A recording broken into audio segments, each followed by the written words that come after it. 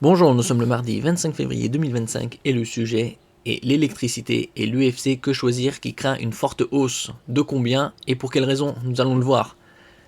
Jusqu'à 250 € de plus sur la facture d'électricité, l'UFC Que Choisir craint une forte hausse. Elle estime que le mécanisme retenu par le gouvernement dans le budget pour remplacer le système actuel va conduire à faire payer aux Français leur électricité au prix fort. Bon, ce ne sera pas la première bourde du gouvernement et des politiciens. C'est des mauvais gestionnaires. C'est pour ça que le pays est endetté à plus de 3500 milliards d'euros en termes de déficit public. Cette réforme négociée en catimini entre le gouvernement et EDF va mécaniquement entraîner une hausse massive des tarifs de l'électricité au détriment des consommateurs. Plus ou moins comme toujours. N'oubliez pas de vous abonner pour plus de news nationales, européennes et internationales sur ce monde merveilleux dans lequel nous vivions. L'UFC Que Choisir a dénoncé la réforme du marché de l'électricité en France à compter de 2026, qui va mécaniquement entraîner une hausse massive des tarifs de l'électricité au détriment des consommateurs, alors qu'on avait une baisse d'environ 12 à 15% du prix de l'électricité le 1er février, c'est-à-dire il y a à peu près 3-4 semaines.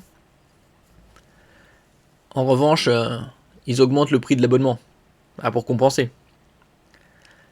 Elle estime que le mécanisme retenu par le gouvernement dans la loi de finances pour remplacer le système actuel, qui s'éteint le 31 décembre 2025, va conduire à faire payer aux Français leur électricité au prix fort.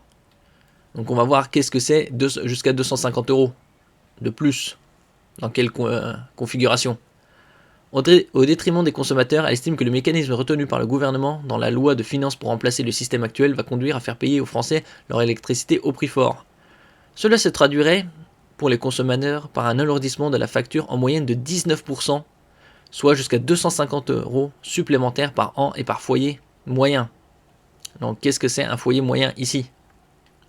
À titre d'illustration, un ménage au tarif réglementé consommant 6000 kWh d'électricité par an aurait eu une facture annuelle 17% supérieure à celle basée sur des prix aujourd'hui effectivement pratiqués, ce qui représente un surcoût de 233 €.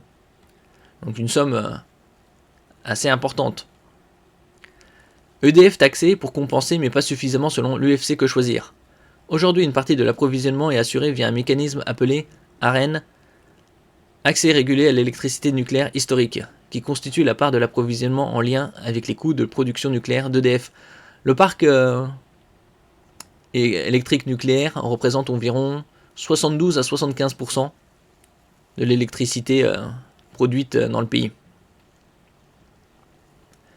Désormais, l'approvisionnement passera totalement par le marché, résume l'association.